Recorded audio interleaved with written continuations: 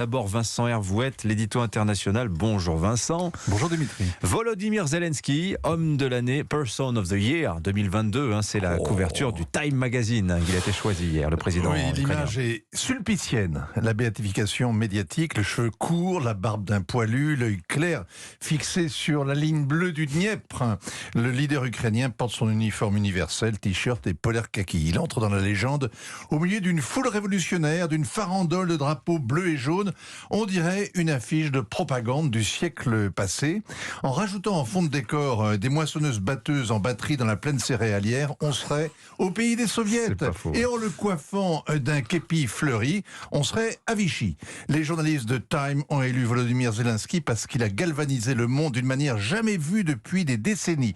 Peut-être qu'ils ont dit la même chose en couronnant l'ayatollah Khomeini en 79, Joseph Staline 2 fois en 39 et en 42, Adolf Hitler en 38, Pierre Laval, sans oublier Vladimir Poutine en 2007. L'histoire est souvent cruelle pour les journalistes quand ils se retournent sur leur papier, si enthousiastes et va-t-en-guerre. Alors dans le cas de Volodymyr Zelensky, les Américains de Time Magazine ne prennent pas de risques.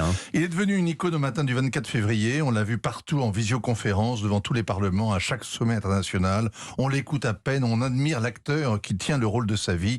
Il est intouchable. Au bout de 9 mois, le Financial Times le compare à Churchill. On a connu la presse financière plus réservée. Churchill a tenu 5 ans face aux nazis et il les a vaincus.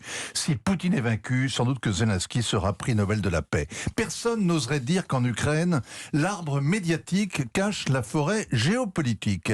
La guerre américaine a besoin d'un héros et sa gloire éclipse les vrais vainqueurs, les profiteurs de guerre. Mais de qui parlez-vous, Vincent ? Il y a l'embarras du choix. Par exemple, ce matin, le président Xi Jinping prend son petit déjeuner à Riyad. Il a dormi en Arabie, il y séjourne jusqu'à demain. Il est l'hôte de Mohammed Ben Salman. Et il est peu probable qu'il demande au prince héritier où il a mis le corps de Jamal Khashoggi. Le royaume saoudien est le premier exportateur mondial de pétrole et la Chine, le premier importateur mondial de pétrole. Ces deux-là sont faits pour s'entendre. Ensemble, ils ont en plus la joie de faire enrager Washington. Joe Biden, qui avait juré pendant sa campagne électorale de faire de Mohammed Ben Salman un proscrit, mais qui est venu l'été dernier implorer le prince héritier d'augmenter sa production de pétrole. Le Saoudien est rancunier. Il a fait exactement le contraire. Le pétrole rare et cher permet à l'Arabie d'avoir pour la première fois depuis 10 ans un excédent budgétaire. Et demain, la tenue du premier sommet entre la Chine et les monarchies du Golfe, puis d'un autre avec les leaders arabes, va rétablir le royaume saoudien à la tête du monde arabe. Comme un bonheur n'arrive jamais seul, hier, la justice américaine a classé définitivement la plainte déposée par la fiancée de Jamal Khashoggi. Le pétrole lave plus blanc.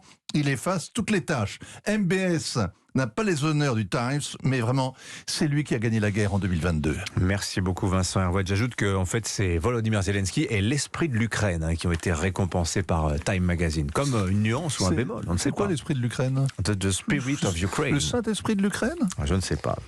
Je vous laisse à vos interprétations. 7h47.